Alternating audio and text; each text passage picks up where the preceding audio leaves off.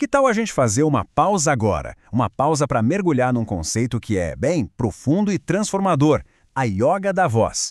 Pense nisso não como uma técnica de canto, mas como uma jornada, sabe? Um caminho de volta para casa, para dentro da gente. Essa frase resume tudo, né? A yoga da voz não é sobre técnica. É uma casa que se constrói com sopro, silêncio e alma. A ideia aqui, então, não é ficar treinando a voz para cantar melhor. É muito mais sobre construir um lugar seguro, um santuário, dentro de cada um. E os tijolos são os elementos mais básicos do nosso ser. A respiração, o silêncio que alimenta essa respiração e, claro, a alma que dá vida a tudo isso. E claro, uma jornada tão profunda assim precisa de uma guia, né? Então vamos conhecer quem está por trás dessa filosofia para a gente entender de onde vem toda essa sabedoria. O nome dela é Maldi Salazar, e olha só que trajetória interessante. Ela é soprano lírico, escritora, pesquisadora, e o trabalho dela acontece justamente no encontro de vários mundos. Ela é doutoranda em psicanálise e teologia, ou seja, ela consegue unir a arte com uma pesquisa acadêmica super profunda. São mais de 30 anos de experiência, tanto no palco quanto na pesquisa, explorando o poder que o som tem de curar.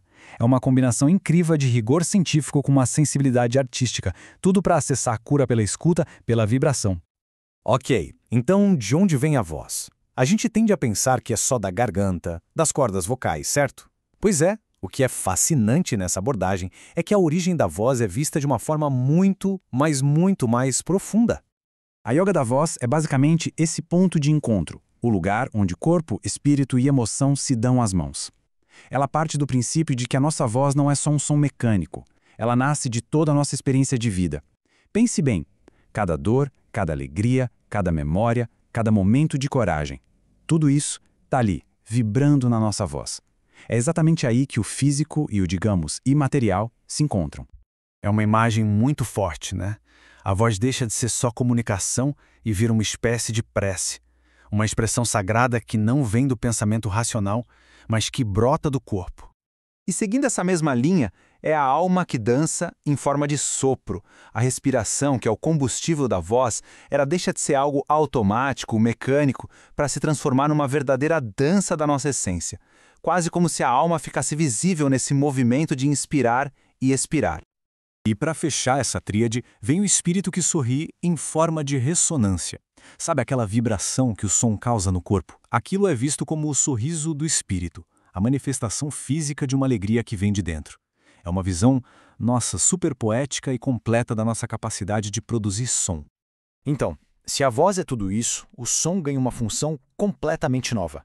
Ele passa a ser uma ferramenta poderosa, uma ferramenta de cura, de reorganização interna.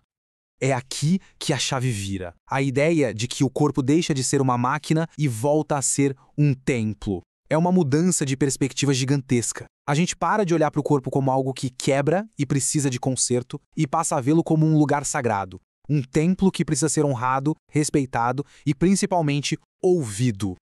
E como isso funciona na prática? É um processo transformador, quase um ritual. Primeiro, a vibração. Ela age limpando o campo energético. Depois, a nota. Cada nota emitida tem o poder de reorganizar o pensamento, de trazer clareza. E, por fim, a pausa, o silêncio. É nesse espaço que um nó antigo, uma emoção presa, pode finalmente se desamarrar. Todo esse processo de cura e reorganização leva a um dos conceitos mais bonitos, na minha opinião. A ideia de que, na verdade, não existe só uma voz, mas duas, e que elas precisam se reencontrar. Vamos entender isso melhor. De um lado, tem a voz física. É a voz do dia a dia, a que usamos para nos comunicar, a que os outros ouvem. É a voz que, de certa forma, performa um papel. Mas aí existe a voz essencial. Essa é diferente. Ela é a expressão da alma. É como um mapa do nosso inconsciente, sabe? E muitas vezes é a voz que foi silenciada ao longo da vida. A partir desse reencontro, tudo ganha um significado mais profundo. Cantar não é mais sobre performar para os outros, é sobre existir. É um ato de ser. Respirar deixa de ser algo mecânico e vira um ritual de conexão consigo. E o silêncio? O silêncio não é mais um vazio. Ele se torna um berço.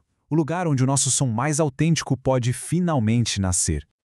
Tá, mas e aí? Depois de tudo isso, qual é o objetivo final dessa jornada? Aonde esse caminho de som, silêncio e respiração quer nos levar afinal? A resposta é tão simples quanto poderosa. é o caminho de volta a si. E o mais incrível é que a ferramenta para essa jornada é algo que nunca nos foi tirado. É algo que sempre esteve ali, a própria voz.